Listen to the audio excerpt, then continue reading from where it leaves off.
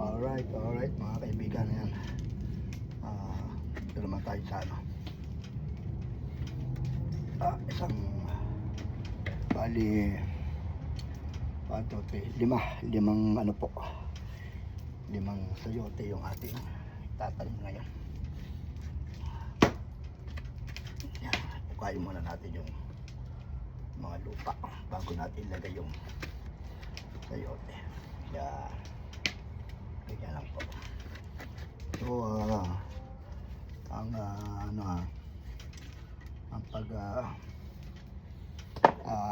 pagtatanim ng halaman, ang mga gulay ay kailangan na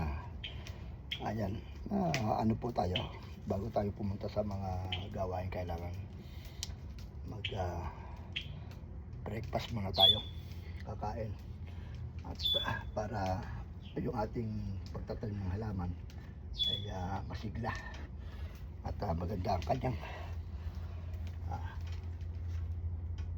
suloy. Yan, ilalagay po natin ng ano, bali meron tayong limang sayote po, limang puno ang ating itatanim ngayon. Kaya yan, sana buhay natin dito at maano natin, meron tayong gulay. Ayan, ilalagay natin. Kailangan na medyo gentle lang po at baka masira yung ano niya, tangkay.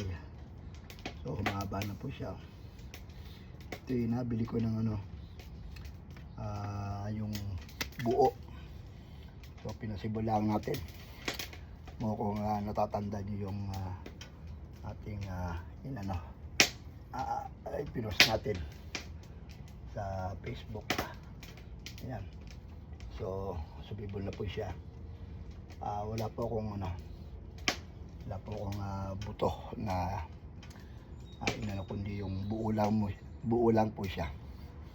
Kung magtatanim kayo ng sayote tapos ibabad nyo sa isang baso, mas maganda mabili nyo yung yung medyo kulubot na siyang medyo kulubot na yung mga laman, balat niya.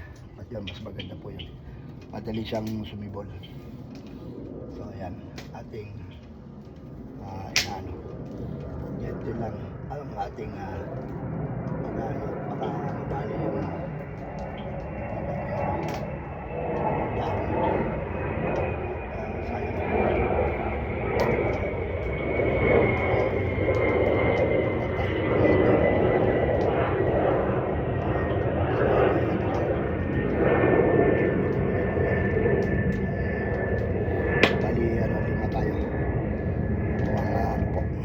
sayote. Alright, thank you for watching.